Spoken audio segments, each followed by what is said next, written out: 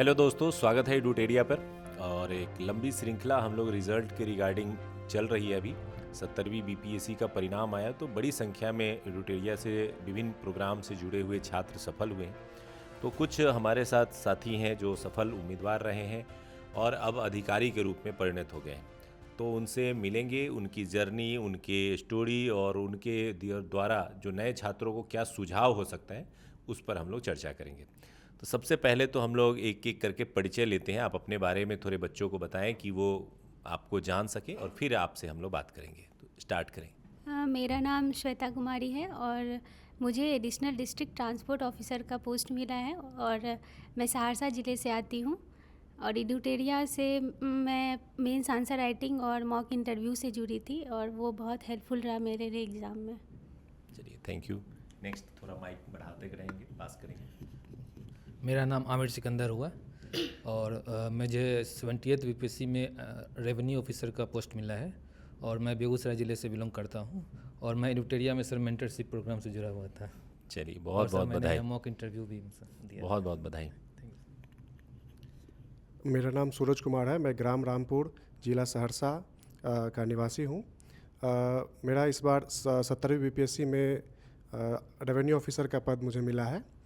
मैं एडुटेरिया में चूँकि सहरसा एडुटेरिया से मैं जुड़ा हुआ हूँ तो वहाँ से प्रीलिम्स, मेंस, इंटरव्यू वहाँ से मैं सभी कुछ किया हूँ और उसका बहुत बहुत बड़ा योगदान है मेरे जीवन में। Thank you. मेरा नाम सत्यम कुमार है और मैं बीपीएससी में रैंक 20 एसडीएम के पद पे चयनित हुआ हूँ और मैं सिवान ज़िले से आता हूँ। और एडुटेरिया के मैं समर्थ, लेखनी और इंटरव्यू प्रोग्राम से मैं जुड़ा हुआ था और प्रवीण सर से काफ़ी लंबे समय से जुड़ा हूँ, मतलब पिछले 2 सालों से, और इनका गाइडेंस मुझे काफ़ी अच्छा रहा जिसके कारण मैं आज इस जगह पर पहुँचा हूँ। धन्यवाद। मेरा नाम नीरज सिन्हा है। 70वीं बीपीएससी में मुझे आरडीओ का पोस्ट मिला है। मैं सिवान जिला से आती हूँ और एडुटेरिया का मेरी सफलता में बहुत बड़ा सहयोग है क्योंकि मैं प्रारंभिक स्तर से लेके साक्षात्कार तक एडुटेरिया से जुड़ी रही। और वो कहते हैं ना कि जब आपकी मेहनत को एक सही संस्था का लगाव मिल जाता है, जुड़ाव मिल जाता है तो आप सफल हो जाते हैं। तो वही काम मेरे लिए एडुटेरिया किया। Thank you Eduteria. चलिए, बहुत बहुत बधाई। पास ऑन करते रहेंगे। तो एक तो अभी हम लोगों ने परिचय सभी लोगों का जाना। इसमें एसडीएम पद पे भी चुने गए हैं, आरडीओ पद पे, आरओ पद पे, अलग अलग पद, एडीटीओ पद पे चुने गए हैं आप लोग। सबसे पहले तो सभी लोगों को बहुत बहुत बधाई। Thank you. अब हम लोग थोड़ा सा चर्चा करते हैं कि ये जो जर्नी रही इसमें आप लोग जो सिलेक्ट हुए हैं तो आप में कौन है जो पहली बार में क्रैक किए हैं? आप पहली बार में सिलेक्ट हुई हैं और बाकी लोग लंबी जर्नी का सामना किए हैं। तो हम दोनों ही अनुभव साझा कर सकेंगे कि पहली बार में करना हो तो कैसे करते हैं और अगर 2-4 बार से नहीं हो रहा है तो फिर कैसे इस सिचुएशन से बाहर आते हैं। सबसे पहले आप बताइए कि कैसा रहा जर्नी और कैसे इस समस्याओं को और इस सिचुएशन को हैंडल किया और फिर सेलेक्ट हुई। सर मेरा तो चौथे अटैम्प्ट में सिलेक्शन हुआ है तो लंबी जर्नी रही है। तो इस दौरान तो बहुत सारा उतराव चढ़ाव एक लड़की होने के नाते भी आता है, लेकिन मेरे अंदर एक मतलब दृढ़ इच्छा थी कि मुझे कैसे भी करना है बीपीएससी। मतलब सबसे पहले खुद पे अगर विश्वास है तो आप कर सकते हैं, बाकी सारी चीज़ें नेगलेक्ट करके, क्योंकि कठिनाइयाँ, परेशानियाँ जीवन के हर स्तर पे आती रहेगी, जॉब में आने के बाद भी, स्टूडेंट लाइफ में भी। तो उसको नेगलेक्ट करके सबसे पहले खुद पे विश्वास रख के कठिन मेहनत के द्वारा और एक अच्छे संस्थान के मार्गदर्शन में, क्योंकि लोग कहते हैं ना बिना मार्गदर्शन की मंजिल साफ नहीं दिखाई देती। तो मुझे लगता है कि किसी भी अच्छे संस्थान से जुड़ना बहुत आवश्यक है। चलिए, आप बताइए। आपको मैंने जब भी देखा लिखते हुए देखा तो कैसा रहा ये जर्नी पूरा तैयारी का? सर ये जो जर्नी सर काफ़ी रोलर कोस्टर टाइप सा रहा था और मैं फ़ौज में सर एक अधिकारी के पद पे चयनित हुआ था सर। तो मैं वहाँ से रिज़ाइन करके मैं इस फील्ड में आया था और 2022 से मैंने तैयारी करना जो स्टार्ट किया था। तो सर जब फर्स्ट अटेम्प्ट में मेरा 67 बीपीएससी जब मैंने मेंस लिखा था और मैं 12 मार्क्स से रह गया था तो मुझे लगा था कि मैं और बेहतर कर सकता हूँ।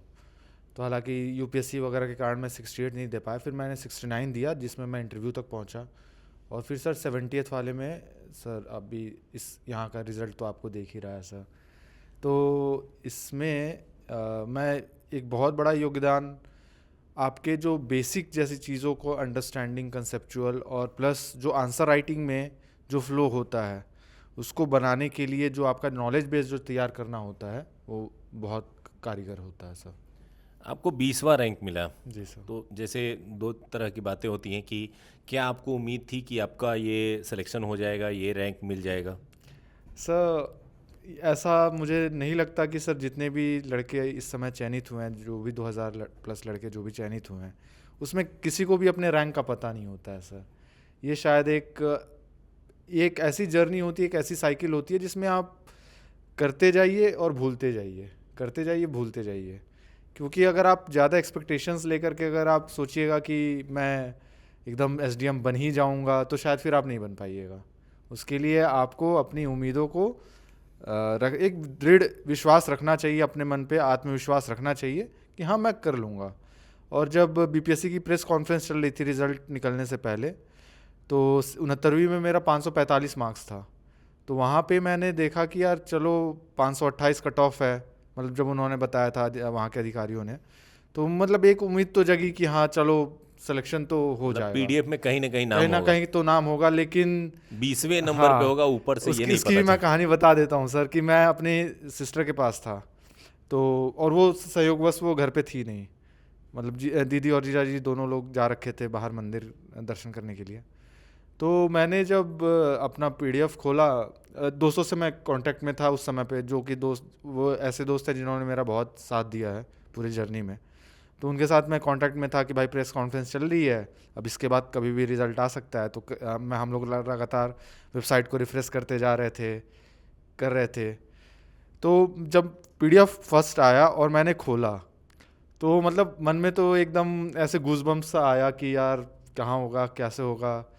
तो मेरी आदत रही है सर, जब भी मैंने कोई भी रिज़ल्ट अपना खोल के देखा तो पहले मैं शुरू के पेज में अपना नाम देखता हूँ कि कहीं पहले पेज पे तो नाम नहीं है ना। क्योंकि मैं जब सीडीएस में सेलेक्ट हुआ था सर, तो उसमें भी मेरा फर्स्ट पेज पे नाम था, उसमें भी रैंक 12 थी।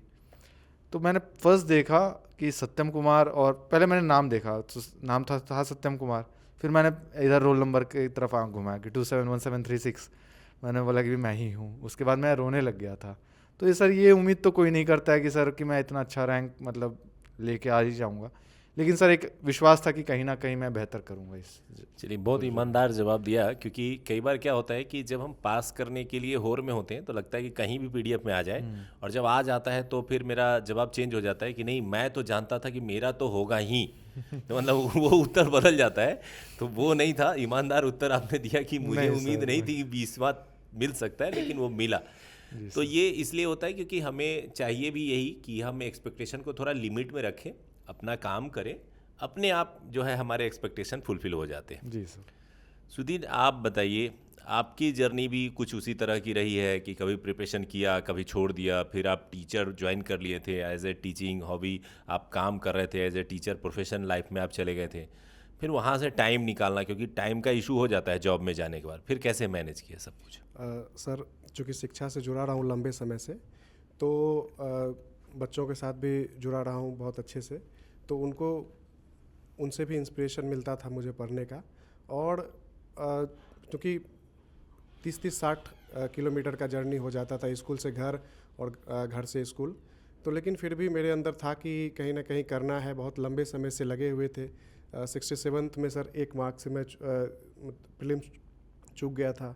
68 में भी यही हुआ सर, तो और 69th का सर मेंस लिखा, फिर लगातार प्रीलिम्स होते गए। तो कहीं ना कहीं मुझे लगा कि सतत निरंतर प्रयास करने से ये किया जा सकता है। और बहुत सहयोग मिला सर सहरसा एडुटेरिया टीम का भी सर, कि वहाँ पे जब भी सर मैं जाता था, क्योंकि बिजी शेड्यूल भी रहता था, तो मैं वहाँ फ़ोन करता था वहाँ के इंचार्ज जो चंदन जी है, तो सर मैं देखिए ना नहीं आ पाऊँगा, थोड़ा मेरा क्वेश्चन पेपर रख दीजिएगा, या फिर मैं सर बाद में बना करके सबमिट कर दूँगा, चेक करवा दीजिएगा। तो उन्होंने बहुत सहयोग दिया सर इनका सर। तो मुझे लगता है कि एडुटेरिया का भी बहुत योगदान रहा है।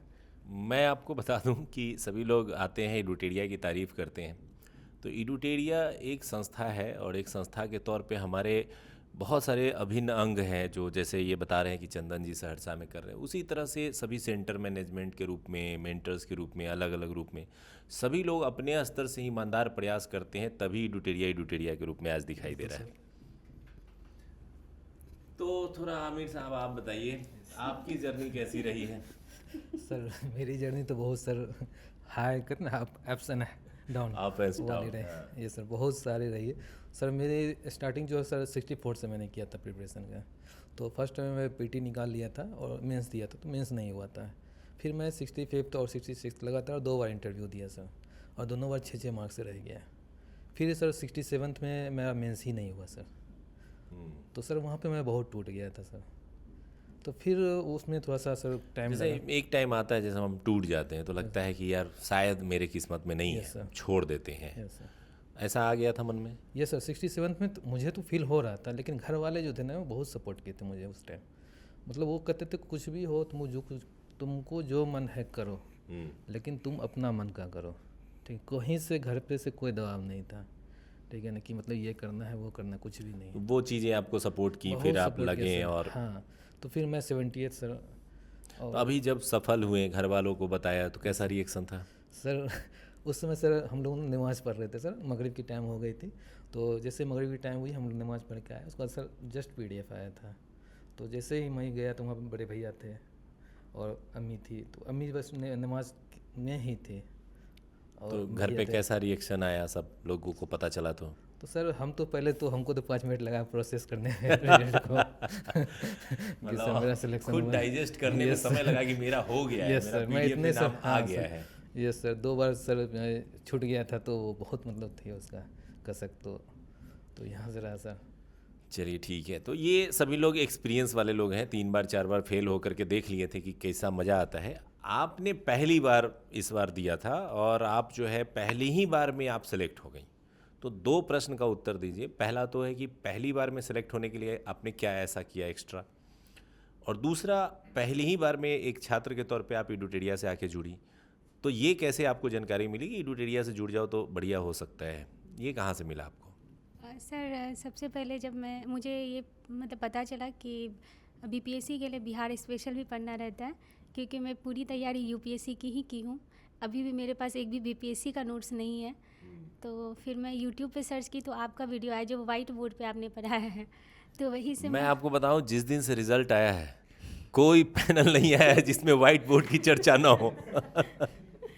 सर उसी से मैं बिहार स्पेशल पढ़ी थी और नोट्स बनाई थी मैं।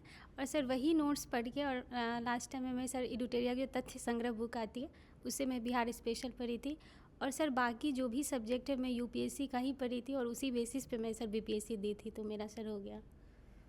फिर आप जब मेंस के दौरान इडुटेरिया से जुड़ी, PT आपने निकाल लिया, फिर आपको लगा कि थोड़ा स्पेसिफिक बिहार करना पड़ेगा, सिलेबस के अनुसार करना है, तो मेंस में इडुटेरिया से जुड़ी। तो उस टाइम इडुटेरिया ही क्यों चुना आपने? सर हिंदी माध्यम में सर ऐसी जानकारी मतलब मेरे पास थी कि इडुटेरिया जो है वो सबसे अच्छा है।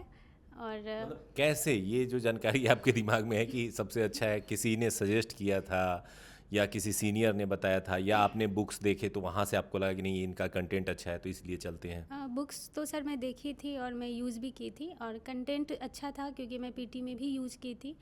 और मेंस के टाइम में सर मेरे भैया का भी सिलेक्शन हुआ है, वो अभी नहीं आए हैं, तो वो यहाँ पे जो सेक्शनल टेस्ट होता है वो भी लिख रहे थे। मेरा एडमिशन यहाँ पे नहीं हो पाया था क्योंकि सीट फुल हो चुकी थी जब मैं घर से आई थी। 70वीं सीट फुल में आपको सामना करना पड़ा था। हाँ, तो फिर फुल लेंथ में मुझे सीट मिली थी, तो मैं यहाँ के टेस्ट उन्हीं के साथ लिखती थी। और उन्होंने ही कहा कि यहाँ का सब अच्छा है, कंटेंट वगैरह जो भी है। और वो जब टेस्ट दे के जाते थे तो मैं उनसे क्वेश्चन लेके खुद बनाती थी रूम पे सेक्शनल टेस्ट। मतलब एक टेस्ट से 2 सफलताएं, शानदार। भैया का क्या मिला है? उनको RDO मिला है। चलिए बहुत बढ़िया, भैया को भी मेरी तरफ से बधाई दीजिएगा। तो पहले अटेम्प्ट में जैसे बहुत सारे बच्चे देख रहे होते हैं, तो दोनों तरह के छात्र देख रहे होते हैं, जो कई सालों से लगे हुए हैं और कोई अभी अभी शुरू करना चाहता है। क्या सुझाव देना चाहेंगे खास करके जो पहली बार शुरू कर रहे हैं या सोच रहे हैं कि हम भी अधिकारी बने? क्योंकि इस बार 2000 अधिकारी बने हैं, तो हर ब्लॉक, हर जिले से, हर अनुमंडल से छात्र सेलेक्ट हुए हैं, तो बहुत सारे नए छात्रों को हौसला मिला है, एक उत्साह मिला है कि मुझे करना है। तो उनको क्या सुझाव देना चाहिए, कैसे शुरू करें, क्या पढ़ें, कैसे स्टार्ट करें? सबसे पहले तो सर अगर ये सोचे कि मुझे सिविल सर्विसेज में ही जाना है, यही पाथ चूज़ करना है, तो सही सबसे पहले तो स्ट्रैटेजी होनी चाहिए। जैसे सिलेबस आपको अच्छे से पता होनी चाहिए, उसके साथ साथ आपको PYQ पता होना चाहिए कि टॉपिक में इस थीम से क्या क्वेश्चन BPSC पूछ रही है, क्योंकि सारे एग्ज़ाम का डिमांड अलग होता है। और क्योंकि मेरे साथ ये था कि जब मैं मास्टर्स की थी, मेरा सर ग्रेजुएशन और मास्टर्स दोनों काशी हिंदू विश्वविद्यालय से हुआ है, तो बहुत सारे लोग थे जो कह रहे थे कि असिस्टेंट प्रोफेसर बन जाओ, ये क्यों कर रही हो, क्योंकि इसमें बहुत टाइम लगता है, होगा नहीं होगा। तो सर मेरे पापा जो है उनको मतलब उनका सपना था कि मैं सिविल सर्विसेज में ही जाऊं, क्योंकि उन्होंने खुद UPSC दिया था। तो मैं चूज़ की कि नहीं, मुझे यही करना है चाहे कितना भी टाइम लगे। और सर मेरा ये सजेशन है कि अब अपने आप पे भरोसा रखिए कि मैं कर सकती हूँ, क्योंकि बहुत सारे ऐसे लोग आएंगे जो बोलेंगे कि नहीं होगा तो क्या करोगी, लेकिन जब मैं ये चूज़ की हूँ तो ये करूँगी। हाँ, और उसके बाद जो है आपको सही तरीके से पढ़ना है, सही दिशा में पढ़ना है। पढ़ने के लिए बहुत सारा कंटेंट मार्केट में है, लोग उठा के कुछ भी पढ़ने लगते हैं, फिर बोलते मेरा सिलेक्शन नहीं हो रहा है। तो सही दिशा में सर पढ़ाई होनी चाहिए, सर मेरा यही है। एक सत्यम मैं आपसे जानना चाहूँगा इस विषय पे, खास करके जो उन्होंने एक बहुत इम्पोर्टेंट बात कही कि एक दौर था जिस समय BPSC के रिगार्डिंग कंटेंट का अभाव होता था, कि मतलब खास करके हो सकता है आप लोगों में से उस दौर को बहुत लोगों ने नहीं देखा होगा, मैंने देखा है कि स्पेसिफिक BPSC से रिलेटेड कंटेंट नहीं मिलते थे। धीरे धीरे जैसे जैसे BPSC का एग्ज़ाम रेगुलर होना शुरू हुआ, कंटेंट बहुत सारे आ गए, कंटेंट की बाढ़ हो गई। किताब दुकान पे जाएंगे तो बहुत सारी किताबें मिल रही होती हैं, PDF बहुत सारे मिल रहे होते हैं। तो ये स्टूडेंट के लिए कितना चैलेंजिंग होता है कि भाई काम का ही सिर्फ चीज़ पढ़ना है, अनावश्यक चीज़ों को पढ़ के टाइम नहीं बर्बाद करना है। सर और कैसे तय करेंगे कि हाँ कौन सा काम का है? सर इसके लिए तो सर सबसे पहले तो बेसिक जो NCERTs हैं उसका एकदम बेहतर से बेहतर तरीके से आप जितना उसको एनालाइज कर करके उसके नोट्स अगर आप बना सकते हो, तो उस फर्स्ट इंस्टेंस में किसी भी जो भी पहली बार जो भी स्टूडेंट अपना एग्ज़ाम के अंदर इस एग्ज़ाम के प्रक्रिया में घुस रहे हैं, तो उनको एटलीस्ट अपने बेसिक्स को ज़रूर मजबूत करना चाहिए। बाकी साथ साथ में जो भी आपके रेफरेंस बुक्स हैं उसमें जैसे आपकी लक्ष्मीकांत पॉलिटी हो गई, स्पेक्ट्रम हो गया, तो इन सब की भी रीडिंग्स वगैरह 3 से 4 बार 5 बार जितनी बार आप कर सकते हो वो बेहतर से बेहतर तरीके से आप उसको कीजिए। फिर उसके बाद आपको समझ में आएगा कि उस और जो बाइबल जिसको बोला जाता है किसी भी एग्ज़ाम के लिए, वो आपके PYQs ही साबित होते हैं सर। फिर उसके बाद आप फ़िल्टर आउट करना स्टार्ट कीजिए पहले। और इनफैक्ट जो भी इसमें भी जो टॉपिक्स हैं उस टॉपिक्स को भी आप पहले फ़िल्टर आउट करते जाइए। फिर उसके बाद जितना बेहतर से बेहतर आपके पास जो मटेरियल्स है, मटेरियल्स में भी आपको कुछ ना कुछ एनालाइज करना पड़ेगा कि हाँ ये मेरे काम का है, ये मेरे काम का नहीं है। बाढ़ तो सर इतनी है, इतने सारे कोचिंग इंस्टीट्यूट्स हैं, लेकिन उसमें से बेहतर कौन दे सकता है। जैसे आपकी मेंस की बुक्स, PYQs की बुक्स बहुत बेस्ट है, उसमें मुझे नहीं लगता है कि इस BPSC के लेवल पे उतना कंसोलिडेटेड, उतना क्रिस्प और काम के लायक किसी और इंस्टीट्यूट ने दिया है ये चीज़। अच्छा, ये एक चीज़ और, जैसे आपने कहा कि कंटेंट है, बेसिक तैयार कर लेते हैं, फिर बारी आती है कि राइटिंग करना है, आंसर राइटिंग करना है। तो जैसे इस बार बहुत सारे बच्चों ने सुना कि भाई एडुटेरिया के मेंस प्रोग्राम से बहुत सारे बच्चे निकले हैं लेखनी से, आंसर राइटिंग से। तो कई बार ये मिसकम्युनिकेशन हो जाता है बच्चों को कि हम बिना पढ़े पहुंच जाते हैं टेस्ट में, और हमें तो टेस्ट में अब चले जाएंगे तो हो जाएगा। मेंस में मैंने देखा है कि आप चूंकि आपके साथ बैठ के वो लोग मेंस लिखते होंगे, तो बहुत सारे ऐसे बच्चे आते हैं जिनका एकदम मार्क्स बहुत कम आ रहा है। तो एक प्रॉब्लम जो मैं समझ पाता हूँ कि कई बार क्या होता है, स्टूडेंट्स अपने बेसिक को पहले ठीक नहीं करते हैं। अगर हो सकता है कि कई बार ऐसे छात्र हों जो खुद से पढ़ के बेसिक ठीक कर सकते हैं, जिनको लगता है कि नहीं हम खुद से नहीं कर पाएंगे, तो कम से कम किसी संस्थान, किसी टीचर की हेल्प लीजिए, ठीक कीजिए और तब जाइए टेस्ट में। ऐसा नहीं कि हाँ पहले ही दिन आप टेस्ट में जाएंगे और आप जो है वो टेस्ट आपको बेड़ा पार कर देगा। क्या ये मिसकम्युनिकेशन बिल्कुल है सर, इस चीज़ का बहुत बड़ा मिसकम्युनिकेशन है। पहली बात कि सर आप नॉलेज को जो आप इनपुट आ रहे हैं, आप जो भी आप नॉलेज, कोई भी आप किताब पढ़ रहे हैं, कोई भी आप न्यूज़ पढ़ रहे हैं, तो वो एक आपका इनपुट आ रहा है, तो उसको आउटपुट करने का भी एक माध्यम बहुत ज़रूरी होता है। तो ऐसे में आपको प्रैक्टिस में जब आप पढ़ाई कर रहे हो तो सिर्फ आप उसको टेस्ट भी तो वापस कीजिए कि हाँ भाई मैंने जो पढ़ा है वो मेरे अंदर है भी कि नहीं, वो चीज़ रिटेन हुई है कि नहीं मेरे पास। तो उसके लिए आप अगर प्रीलिम्स के लिए आप प्रिपेयर कर रहे हैं तो आप PYQs देखिए, मॉडल कुछ आंसर्स, आपके पास जो भी मॉडल क्वेश्चंस वगैरह हैं उनको देखिए। मेंस के लिए मैं एक चीज़ सजेस्ट जरूर करना चाहूँगा कि आप जो भी अगर आप एक टॉपिक ख़त्म कर रहे हैं तो आप PYQs देखिए कि उस टॉपिक से कितने क्वेश्चंस आए हुए हैं, तो उसके रिगार्डिंग आप शॉर्ट क्वेश्चंस या लॉन्ग क्वेश्चंस जो भी है लिखने का ज़रूर प्रयास कीजिए। और ये मिसकम्युनिकेशन बहुत गलत धारणा बनी हुई है कि मैं आऊँगा और एकदम मैं प्रैक्टिस करके एकदम छा ही जाऊँगा, तो वो तो कभी सर पॉसिबल नहीं होने वाला है। आपको 20वां रैंक मिला है सर आप पहली बार जब लिखने आए और जब लास्ट में आप लिख के निकले, कितना गैप दिखाई देता है आपको? सर मैं इस चीज़ को मैं थोड़ा सा मैं उस टाइम को मैं रिकॉल करने की जैसी कोशिश कर पा रहा हूँ, तो मुझे याद है कि सर मैं उस समय पे अपना ऑप्शनल, क्योंकि मैं सर फौज से रिज़ाइन करके आया था और मैं सुब्रा मैम के पास अपनी ऑप्शनल की वो ले रहा था, क्लासेस ले रहा था। बीच में मैंने 67 का प्रीलिम्स दिया था और फिर मतलब कि मैंने उसके बाद ऐसा हुआ कि मुझे इधर आना पड़ा था, तो शायद मैंने 67 का भी आपका मेन ये आंसर राइटिंग मैंने प्रोग्राम ज्वाइन किया था, जहाँ तक मुझे याद आ रहा है सर। तो उस समय पे सर मुझे थोड़ी सी शुरू में परेशानी हुई और मैंने क्या क्या गलतियाँ करी। एक तो मैंने सारे पैराग्राफ फॉर्म्स में अपने आंसर्स लिखे थे, और दूसरा ये हुआ कि चीज़ों की मेरा फर्स्ट मेंस था वो, तो बहुत ज़्यादा मुझे चीज़ों की समझ नहीं थी, लेकिन जितना भी सर बेसिक यहाँ पे बताया गया था उसके हिसाब से मैंने किया था। और उसके बाद फिर मैंने अपना लिखा। बाकी 68 मैंने दिया नहीं था सर। फिर 69 में आते आते बहुत काफ़ी कुछ मतलब चीज़ों को टॉपर्स कॉपीज़ वगैरह नोट्स वगैरह जो भी था उनको देख करके चीज़ों को एनालाइज करके के बुलेट फॉर्म्स में लिखना वगैरह स्टार्ट कर दिया था। प्रैक्टिस अल्टीमेटली सर जो भी इम्पॉर्टेंट होगा वो क्या ही होगा कि आप प्रैक्टिस कितनी करते हैं आंसर राइटिंग के लिए। मतलब ये आप एक चीज़ बहुत ही इम्पोर्टेंट है, आप नोट कर सकते हैं इस चीज़ को कि ये रैंक 20 आए हैं, लेकिन ये भी स्पष्ट कर रहे हैं कि आप जब स्टार्ट करेंगे ना तो पहले दिन वो वांछित सफलता नहीं मिलेगी। यानी आप जो सोच के जा रहे हैं कि नहीं हम आज जा रहे हैं लिखना शुरू कर रहे हैं, आज हम लिखेंगे, तो ऐसा होगा नहीं कि हाँ पहले दिन आप अपने आप से इतना खुश हो जाएंगे कि बहुत बढ़िया लिखे हैं, हमको तो आज प्राइज़ दे दो या हम ही टॉप कर जाएंगे। जब शुरू करेंगे ना तो वो बहुत ख़राब होगा, और कई बार आप अपने पुराने कॉपी को देखेंगे तो हंसेंगे कि अरे ये मैं लिखता था। और फिर धीरे धीरे वो चीज़ें ठीक होती है, और उसके लिए पहले बेसिक ठीक होना चाहिए तब यहाँ आते हैं। नीरज से हम जानना चाहेंगे कि आप जब आंसर राइटिंग करते हैं, कंटेंट पढ़ते हैं, तो उसमें कंटेंट की क्वालिटी होना कितना इम्पोर्टेंट होता है? क्योंकि विषय बहुत बड़ा है। जैसे अगर मेंस का सिलेबस लें तो उसमें हिस्ट्री पढ़ना है, पॉलिटी पढ़ना है, ज्योग्राफी पढ़ना है, इकोनॉमिक्स पढ़ना है, साइंस टेक पढ़ना है, DI बनाना है, तो लगता है कि सब कुछ पढ़ना है।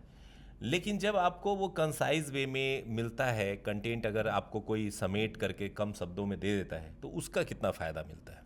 सर सबसे पहले तो इसका ये फ़ायदा मिलता है कि हम भटकाव से बच जाते हैं कि शुरू कहाँ से करना है, एंड कहाँ से करना है। क्योंकि जब हम क्वेश्चन ही देखते हैं मेंस में तो सिर्फ ऐसे पूछ देते हैं पाल कला संथाल, मतलब तो हम समझ नहीं पाते कि उसमें लिखना क्या है, छोड़ना क्या है। तो जो कंसाइज नोट्स रहता है कि हमें लिखना कितना है, पढ़ना कितना है, तो वो बहुत फ़ायदे करता है कि हम भटकने से बच जाते हैं और टाइम के अंदर में क्वेश्चन को पूरा कर लेते हैं।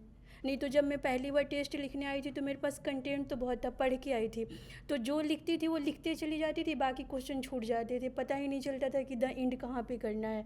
तो ये सबसे बड़ा लिखने से ये सबसे सही होता है कि क्वेश्चन छूटने से बच जाते हैं और टाइम मैनेजमेंट अच्छी हो जाती है। मतलब एक तो मैं हमेशा मानता हूँ कि जो हमारा एजुकेशन है मेंस में, उसमें दो चीज़ें सबसे इम्पॉर्टेंट है। एक तो हमारे पास नॉलेज होना चाहिए कि हम उस नॉलेज को वहाँ प्रेजेंट करें, और दूसरा जो होता है उसको हम लोग बोलते हैं एग्ज़ाम मैनेजमेंट। एग्ज़ाम मैनेजमेंट में हमारे पास सब कुछ आता है, जैसे टाइम को कैसे मैनेज करें, किस क्वेश्चन को ज़्यादा लिखना है, किसको कम लिखना है, किसको कितना समय देना है, किसको कितना समय नहीं देना है। ये पूरा एग्ज़ाम मैनेजमेंट का प्रोसेस होता है। ये अगला स्टेप होता है जब हम अपने स्टडी के उस पड़ाव पे आ जाते हैं, जब हम रिज़ल्ट की ओर बढ़ते हैं। शुरू में ही पहले दिन अगर एग्ज़ाम मैनेजमेंट को लेकर के अगर चिंतित कोई छात्र हो जाए तो शायद वो आगे ही नहीं बढ़ पाएगा।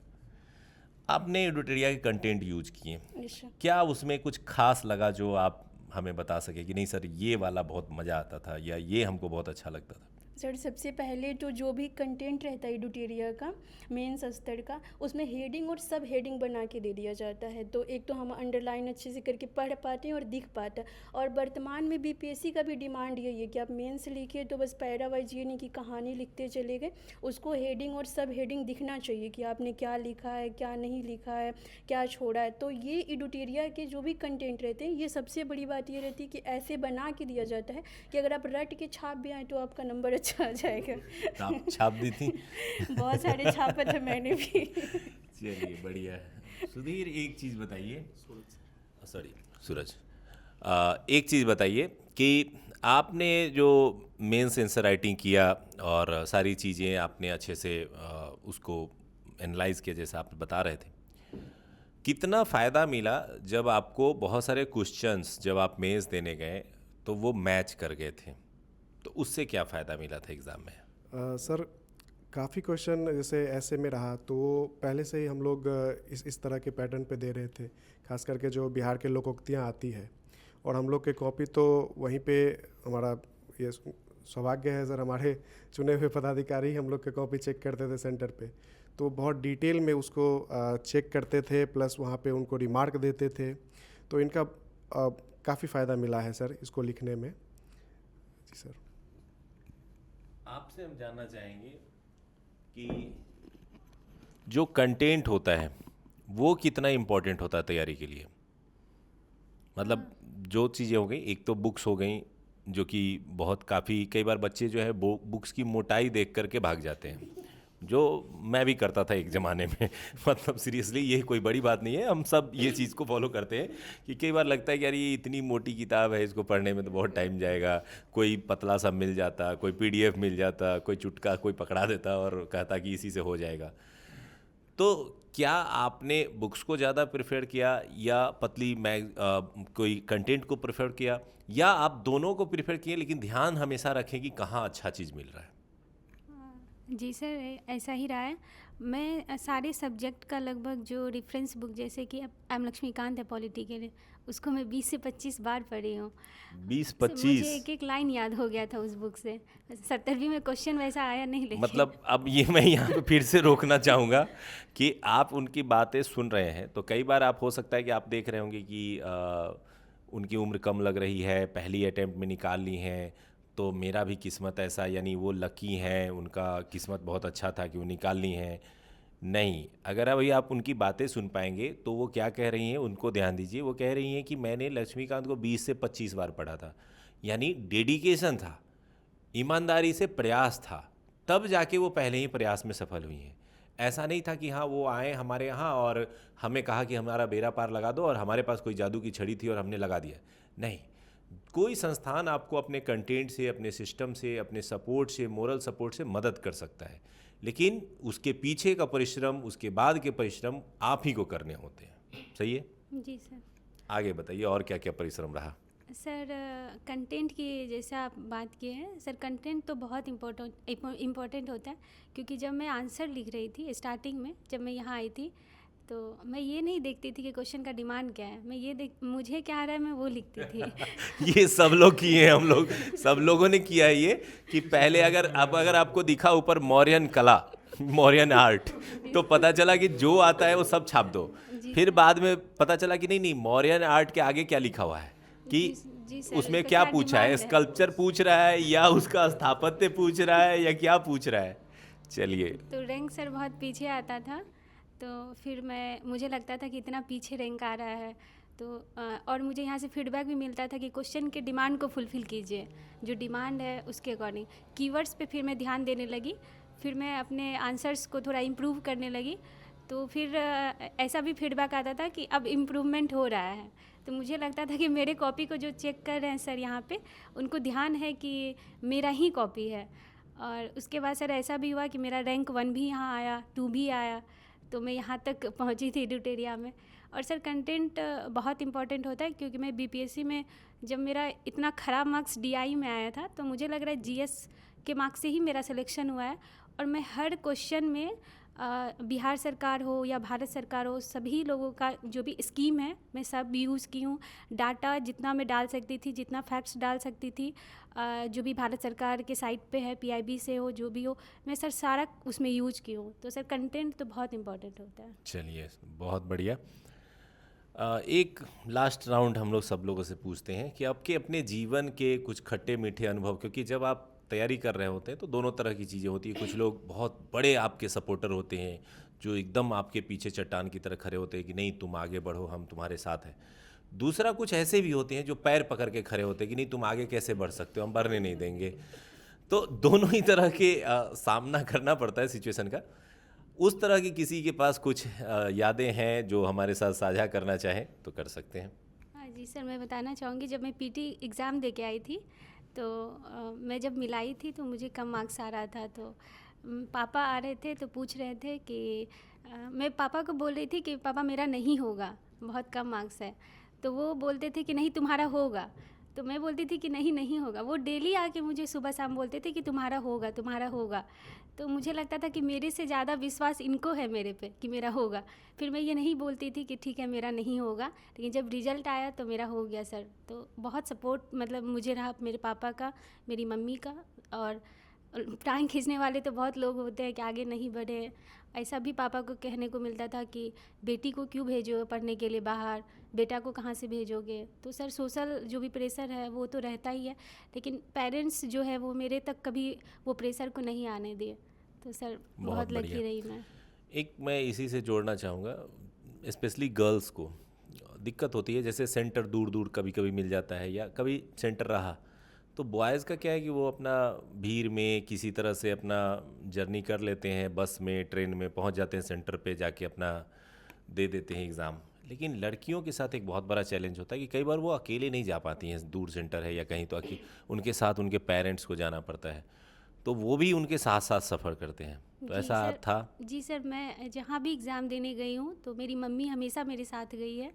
और जब मैं बनारस में पढ़ती थी तो उस समय भी मेरी मम्मी ही मुझे छोड़ने जाती थी। अभी मेरा बहुत मन था कि सम्मान समारोह मेरी मम्मी आए, लेकिन अभी मम्मी का तबीयत नहीं ख़राब है इसीलिए वो नहीं आ पाएगी। तो सर मेरी मम्मी का बहुत सपोर्ट रहा है। कोई बात नहीं है, उनको मेरी तरफ से बधाई दीजिएगा और उन्हें मेरा प्रणाम बोलिएगा। आप बताइए, आपके जीवन में कुछ खट्टी मीठी यादें इस तरह की हैं? सर खट्टी मीठी यादें तो बहुत सारी हैं सर।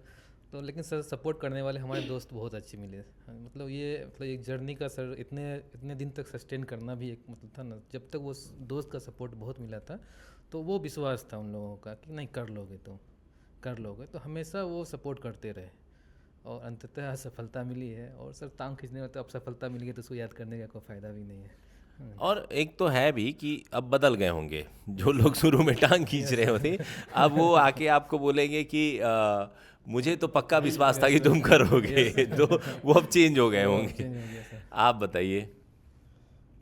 बिल्कुल सर, इस प्रिपरेशन के दौरान बहुत खट्टी मीठी यादें रही है सर। खास करके शुरू करेंगे सर अपने पिताजी के बारे में बताना चाहता हूँ सर। मेंस देने के बाद सर लगभग डेली सर 15-20 मिनट तो डिस्कस होता ही था। डेली कैलकुलेटर निकाल करके अच्छा इतना आ रहा है GS1 में GS2 में, ऐसे ये होता था सर। और डेली का ये वो भी बोर नहीं होते थे, मैं भी बोर नहीं होता था। तो पिताजी वो मतलब बोले होगा पापा, नहीं होगा, क्या करे नहीं करे। तो वो पता नहीं, मुझे लगता है वो मेरा भविष्य जानते हैं कि क्या जानते हैं। वो जो बोल देते हैं वही होता है।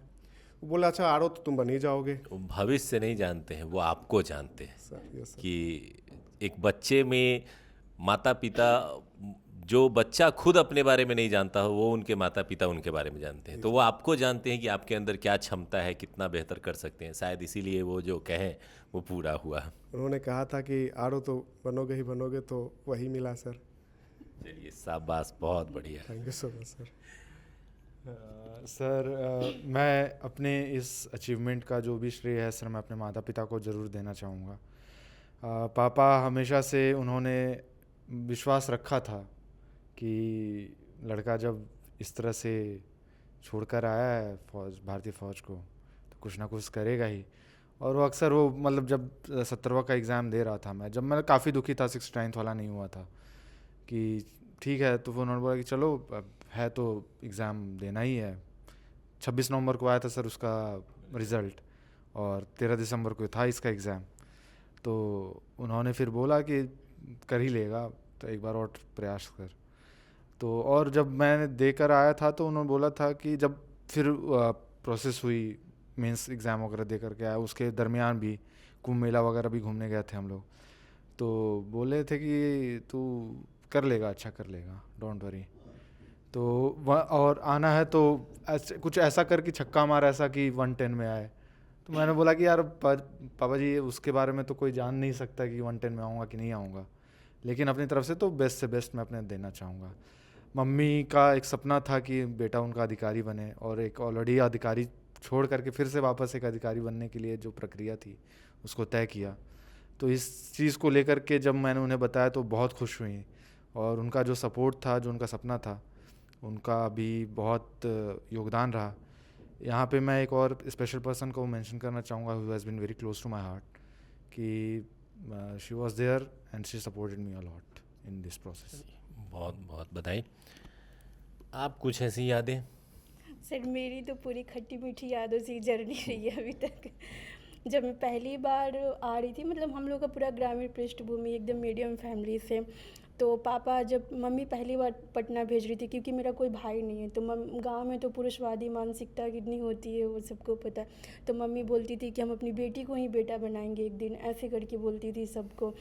तो जब पहली बार वो पटना भेज रही थी तो पापा बोली कहाँ से होगा, तो मम्मी बोली हम देख लेंगे कहाँ से होगा, कर लेंगे। फिर हम आए पटना, तो जर्नी वही उतराव चढ़ाव का, कभी फेल, कभी पीटी पास, कभी मेंस में फेल, कभी इंटरव्यू में फेल, चलते रहा। तो 67वीं इंटरव्यू दिए, उसमें मेरा रिजल्ट नहीं हुआ, मैं घर गई हुई थी। तो मेरे से ज़्यादा मेरी मम्मी रो रही थी, मतलब उनको बहुत बुरा लग रहा था। तो हमको ऐसा फील हुआ कि हम कौन सा पाप कर दिए हैं, मतलब ऐसा महसूस हुआ। फिर हम अगले दिन ही मम्मी को बोले कि जिस दिन अधिकारी बन जाएंगे उसी दिन तुम्हारे घर आएंगे, नहीं तो नहीं आएंगे। फिर हम 3 साल के बाद, अभी रिजल्ट आने के बाद हम अपने घर गए हुए थे। इस दौरान ये हुआ था कि दरोगा का भी मैं भर दी थी फॉर्म, तो पीटी मेंस मैंने क्लियर कर लिया, फिजिकली उसमें मैं फेल हो गई। तब मैं आई तो मतलब बहुत बुरा लग रहा था कि शायद नसीब में सरकारी नौकरी है भी कि नहीं है। ठान के तो चले आए हैं, खुद से इतना बड़ा वादा भी कर लिए। तो फिर उसके बाद हम पापा को फ़ोन लगाए, बोले कि शायद मेरे नसीब में ही सरकारी नौकरी नहीं होगा, कुछ हम और ट्राई करते हैं। पापा बोले कि लास्ट एज कब तक होता है फॉर्म भरने का लड़कियों का, तो हम बोले वही 37 साल के आसपास। मेरे पापा बोले तुम 37 साल तक पढ़ो, हम पढ़ाएंगे, नहीं होगा तो तुम छोड़ देना। फिर हम सोचे कि जब पेरेंट्स इतने सपोर्टिव हैं कि जब मेरे पीछे खड़े हैं, तो मैंने और अपनी मेहनत बढ़ा दी और आज आपके समक्ष हूँ। और मैं मेहनत करती रहूँगी और आगे और जाने का प्रयास करूँगी। शानदार जर्नी। अच्छा एक बात बताइए, आप किस ज़िले से हैं? मैं सिवान से हूँ। तो मतलब 3 साल से आप घर नहीं गए? नहीं, मैं घर नहीं हूँ। मेरे दोस्त थे, सब कोई मुझे बोलता था चली जाओ, चले, हम बोले नहीं मतलब जाएंगे। किसी फेस्टिवल में नहीं? कहीं कभी नहीं। कितनी शादी आई, घर में गई, मतलब वो था कि नहीं। मम्मी से वो बोल के आए थे कि जब आएंगे तो अधिकारी बन के आएंगे, नहीं तो नहीं आएंगे। बहुत टफ डेट, मतलब बहुत कठिन, मैं बोल नहीं पा रहा हूँ ठीक लेकिन से। इस दौरान मेरे दोस्तों का बहुत सपोर्ट रहा। उन लोगों ने मतलब किसी फेस्टिवल की कमी नहीं महसूस होने दी, और सबको पता था, मतलब तो हमेशा बैक में खड़े रहते थे। मतलब एक इंजॉयमेंट का समय हो, कभी मूड चिल करना हो तो साथ में खड़े रहे, तो उनका बहुत बड़ा सहयोग था। फिर भी बहुत कठिन निर्णय था कि परिवार से 3 साल तक दूर रह के, और ये भी पता नहीं है कि वो 3 साल में ही होगा या और भी ज़्यादा समय लग सकता है, क्योंकि निर्णय कई बार लेना आसान होता है, निर्णय को बनाए रखना, मेंटेन करना बहुत टफ होता है। और आपने मेंटेन किया और आप घर में अफसर बिटिया बनी हैं, तो इसके लिए बहुत बहुत बधाई। Thank you sir. उम्मीद करते हैं कि ये पूरा जो चर्चा था ये आप लोगों को पसंद आया होगा, और आप लोगों से मिलके, आप लोगों के जर्नी को जान के, आप लोगों के बारे में जान के बहुत अच्छा लगा। और रोज़ मैं अभी सिलेक्टेड कैंडिडेट से ही मिल रहा हूँ, सबकी जर्नी अपनी एक अलग कहानी बयां कर रही है, सबके अपने अपने स्ट्रगल, अपने अपने खुशी और खट्टे मीठे पल हैं। और उम्मीद करते हैं कि ये खट्टे मीठे पल जो आपने सुने, तो कई बार एक छात्र के तौर पे मुझे ऐसा लगता है कि बहुत सारे छात्र ऐसा समझने लगते हैं कि मैं ही बुरा हूँ, मेरी किस्मत ख़राब है, मेरा ही सबसे ज़्यादा नसीब ख़राब है। ऐसा नहीं है, सब लोग उसी तरह की चुनौतियों से जूझते हैं। किसी को सफलता थोड़ी पहले मिल जाती है, किसी को सफलता मिलने में थोड़ी समय लग जाती है, लेकिन अगर ईमानदार प्रयास करते हैं तो वो कभी विफल नहीं जाता है, क्योंकि ईमानदार प्रयास कभी धोखा नहीं देता है। या तो उसे आपको सफलता देता है, या वो आपको इस तरह का प्रतिष्ठित सम्मान दिलाता है जो आप समाज में डिज़र्व करते हैं। तो आज के इस पूरे चर्चा में आप सभी को शामिल होने के लिए बहुत बहुत धन्यवाद, और इस नए जर्नी की शुरुआत के लिए ढेर सारी शुभकामनाएं। बिहार के सम्मान के लिए काम कीजिए, उसे आगे बढ़ाने के लिए काम कीजिए। सभी को बहुत बहुत बधाई। Thank you sir, thank you so much.